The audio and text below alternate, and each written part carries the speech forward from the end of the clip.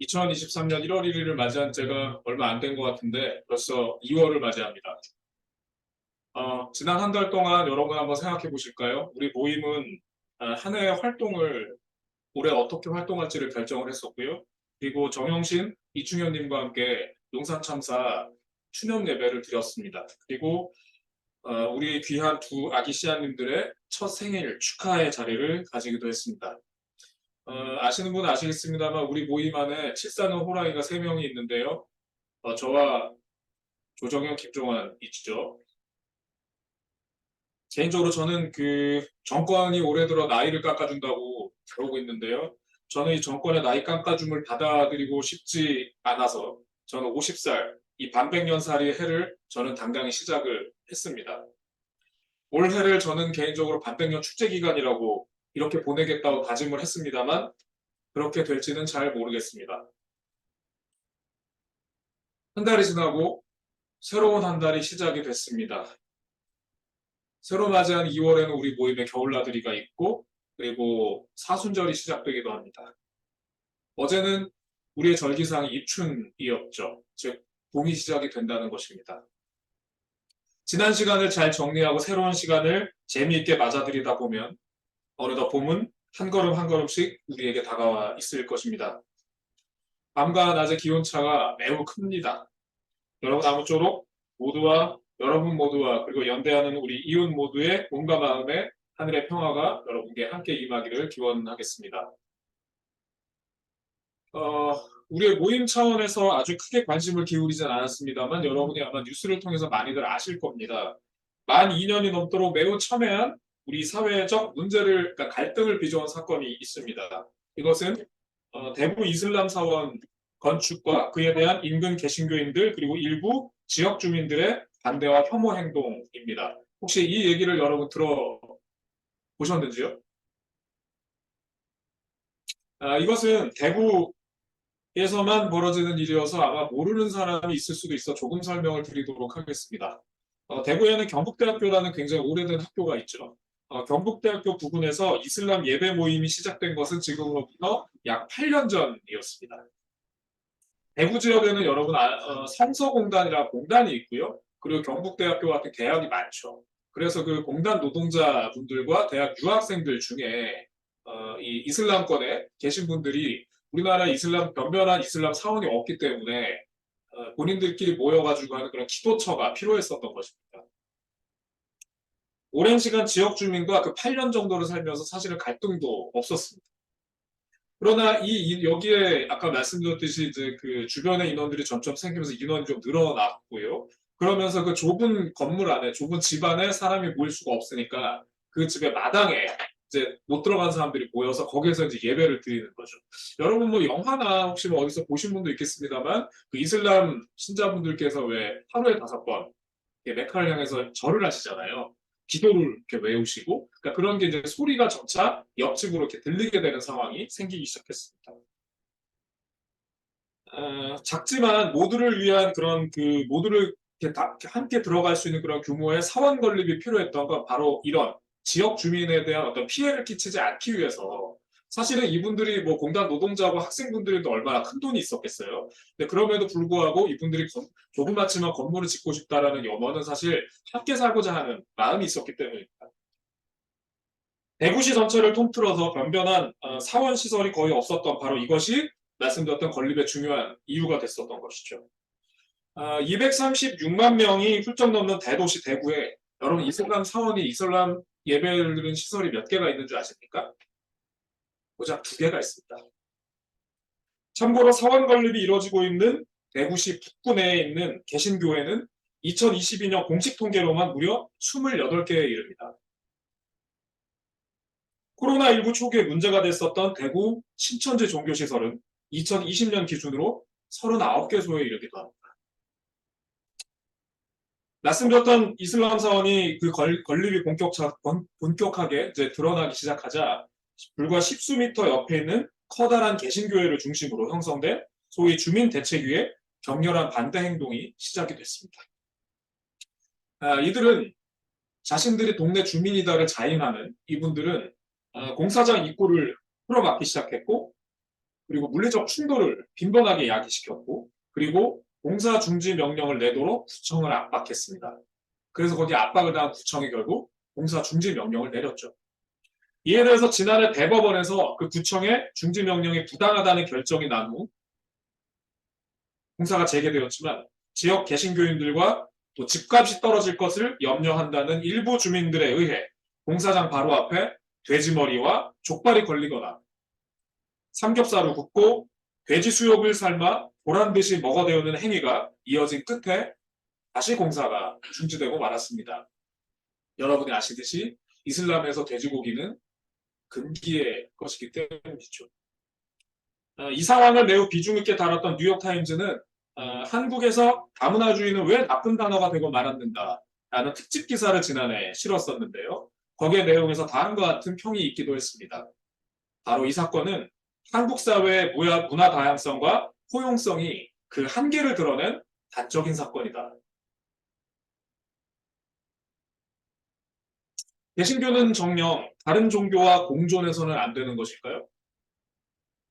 유아독존, 홀로 계신 하느님, 바로 이분을 강력하게 드러내기 위해 이웃의 신앙을 몰아내고 그리고 혐오하는 것이 진정 신앙인의 다른 행동인 것일까요?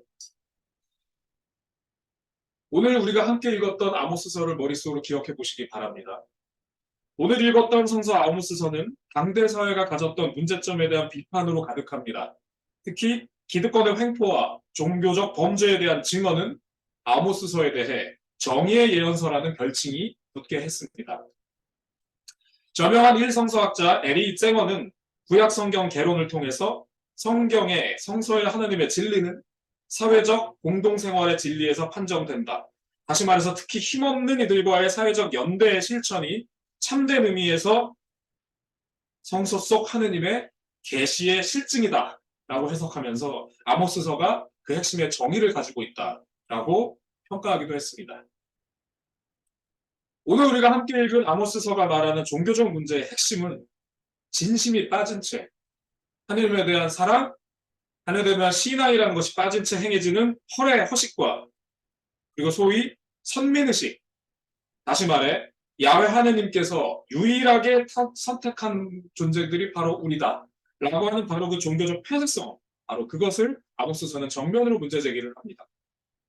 이것은 자신들이 신앙적 성결성에서 벗어나 악행을 저질러도 언제든 신께서는 우리만 택했기 때문에 우리는 늘 신의 편이다. 신은 늘 우리 편에 서주신다. 라는 말도 안 되는 생각으로 이어졌고, 그리고 이 근거 없는 자신감, 이 근자감에서 신의 뜻과 시대의 흐름을 읽지 못한 채 끝내 국가 공동체의 파멸에 이르게 되었다라고 하는 것이 아모스서의 비판인 것입니다. 이에 대해 오늘 읽었던 아모스서 본문은 단언합니다. 도대체 이스라엘인과 에티오피아인 무엇이 다른가? 오늘 우리 본문에서 에티오피아인으로 번역된 단어는 구스라고 하는 것입니다. 이 구스인이라고 하는 사람은 지금의 수단과 에티오피아, 그러니까 이집트의 남부 지방이죠. 거기에 거주하면서 흔히 샘기얼로 명명하는 서아시아인들과 인종적으로 구분이 되는, 그러니까 피부가 좀 검고, 뭐 이런 분들을, 그런 아프리카인들을 지칭합니다. 아모스서는 이들과 우리가 다름이 없다라고 하는 선언을 통해서 흑인에 대한 혹은 이방인에 대한 유대교인들의 그 인종적 그리고 종교적 차별이 신의 뜻과 반하는 범죄 행위라는 것을 드러내고 있는 것입니다. 더욱이 오늘의 본문은 여기에서 한 걸음 더 나아가 이스라엘 유대교인들이 그토록 자랑해야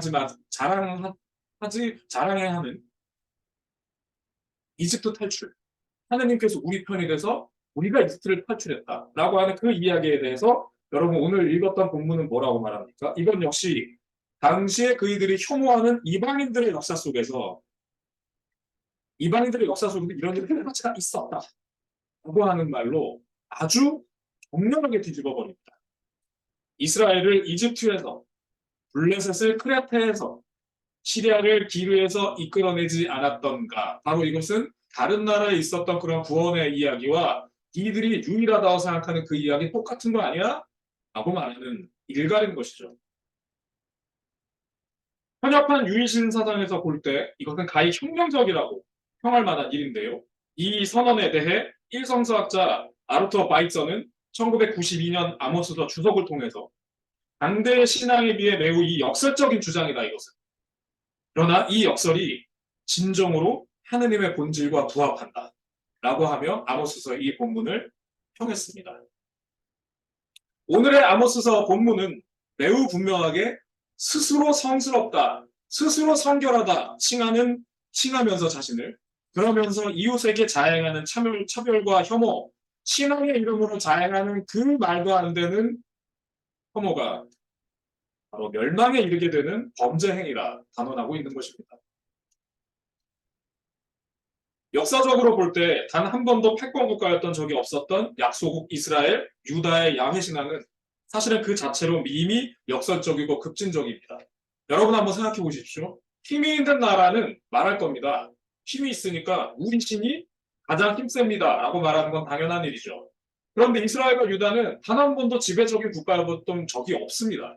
그런데 다 죽어가는 나라의 신이 세상을 홀로 주관한다는 것, 이것이 얼마나 역설적이고 말도 안 되는 얘기입니까? 같은 의미에서 지엄한 신을 아버지 이런 말도 아니고 아빠에 가까운 아바라고 칭하는 로마 서당, 그리고 혈육을 부정하며 바로 옆에 있는 동질의 가족이다 라고 칭하는 오늘 읽었던 마가복음의 이 급진성은 유일신 신앙 속에서 이웃한 사람들과 그들의 종교 속에 신성이 깃들어 있다 천명한 오늘 읽었던 아모스서의 신앙 정신, 바로 그 급진성, 그 역설과 맥을 같이 한다 하겠습니다. 또한 이들 신앙의 대선배들이 가졌던 이 역설과 급진은 내 자리와 이웃의 자리, 소위 나와 이방인, 이 자리를 동등하게 인식했던 바로 그 역지사지의 마음이기도 할 것입니다. 이방과 우리를 나누지 않는 것, 그리고 수직적 계급 구도에서 벗어나 더욱 수평적인 관계로 심지어는 신까지도 바라보는 그런 관계, 그리고 혈육과 타인, 우리와 너를 구분하지 않고 같은 틀 안에서 우리는 다 같이 가족입니다 라고 말했던 예수신앙 공동체의 정신은 이웃과 그들의 종교를 쫓아내야 될 타인으로 보지 않고 나와 같은 존재로 봐야 한다는 것을 말해줍니다. 오늘의 부족한 하는 특표기를 마무리하겠습니다. 사랑하는 여러분, 신앙적 신념을 따라 낯선 땅으로 이주했다던 우리의 이야기 속 아브라함, 살기 위해 이집트로 들어갈 수밖에 없었다던 출애굽기에 나오는 히브리인들, 수없는 외침 속에서 타향살이를 해야 했던 유다인들, 그리고 태어나자마자 이집트로 망명했다는 마태복음 속 예수 그리스도와 그의 가족, 그리고 거의 평생 동안 이방의 땅을 떠돌며 이방인으로 예수 신앙을 전했던 바울에 이르기까지 우리 신앙의 기반은 이방인, 유입된 신앙, 그리고 낯선 존재들이었습니다. 그들이 들어섰던 마을 사람 모두가 지금 이 땅의 대한민국의 개신교회처럼 적대적으로 대하며 몰아내려고 했다면 아마 지금의 우리는 개신교 신앙인으로 살 수 없었을 것이고 우리는 이렇게 공동체를 유지할 수 없었을 것입니다. 이웃 종교와 만나고 이야기 나누는 것은 어떤 엄청난 결단이나 대단히 진보적인 행동이 아닙니다. 그것은 어느 순간 우리도 그랬던 상황을 겪고 있는 이들을 바로 역지사지의 심정으로 이해하고 그러며 지금 그와 같은 상황에 처한 이들과 그저 친구가 되는 일입니다. 개신교인도 불교인이 모는 버스나 전철을 타고 그리고 원불교인이 주인인 식당에서 밥을 먹을 것이고 그리고 가톨릭 신자가 영업하는 펍에서 맥주 한잔 할 것이니 그 이웃들과 함께 삶의 자리를 나누고 보듬어 살아간다는 것은 신앙을 떠나 너무나 당연한 생명의 순리가 아니겠습니까? 이제 여러분 한번 생각해 봅시다. 지금 우리의 신앙은 그 지극한 순리와 함께 걸어가고 있습니까? 아니면 우리는 그 이웃에 대해 무관심합니까? 우리는 알려고 노력하고 있습니까? 우리는 만나려는 시도를 하고 있나요? 한번 생각해 보았으면 합니다. 잠시 침묵하겠습니다.